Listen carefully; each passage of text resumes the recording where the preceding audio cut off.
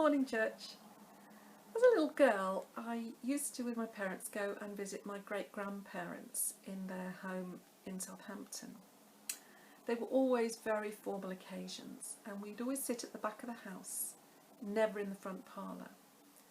And I would sit there and I would listen to the distant sound of a clock ticking, and also the rhythmic creaking of my great-grandma's boned corsets.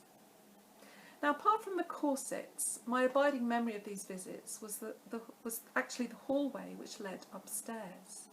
We were never allowed to venture up those dark, forbidding stairs. Now, upstairs for me was actually a forbidden, a terrifying mystery that I actually longed to explore. And if I did explore it, would I ever return alive? I really didn't know. And I didn't dare attempt to go up those stairs. It was too frightening for me. Now, I'm not sure why, but this memory and the associated feelings always reminds me of the reference in the Old Testament to the Holy of Holies.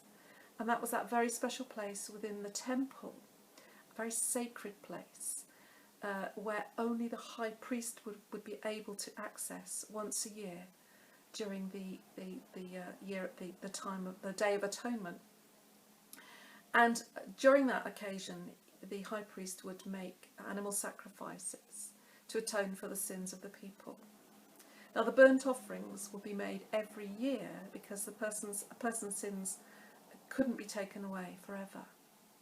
Now, there's an amazing contrast in the New Testament, and it's about Jesus, our high priest. Now listen to this, and this is from the book of Hebrews, and this comes from Hebrews chapter 4, verses 14 to 16.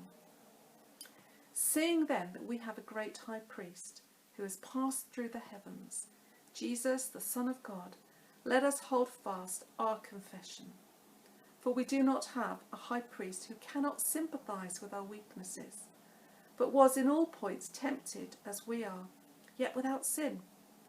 Let us therefore come boldly to the throne of grace, that we may obtain mercy and find grace to help in time of need. So what a contrast, that we can actually come before the throne of grace, not in fear, but still with a sense of reverence, still with that sense of awe, because God is the King of Kings, God is the Lord of Lords. But we can be assured that we're not going to die when we come into this place, but actually when we come into the presence of God, that we know that Jesus is our great high priest and that he's always at the right hand of God. And actually we know from this passage and from other passages that God, that Jesus is always there, that Jesus is always interceding for us, that he is always available. And that's not just for once a year as it was in the Old Testament. So we can draw near to God with confidence when we pray, and we can be assured that Christ understands our needs and our fears. And this passage is encouraging us and inviting us to pray with boldness. It's inviting us to pray without fear. It's inviting us to pray without doubt, and it's inviting us to pray in faith. So we can come freely to God any time, not once a year, but any time we can come into his presence, we can come before him. We can take our needs to God and the needs of others to the throne of grace with confidence and with joy. And we can allow Jesus to go into battle for us.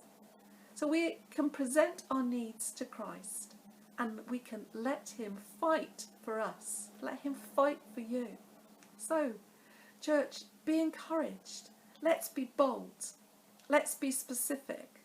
Let's be direct in our prayers, because Jesus is always at God's right hand.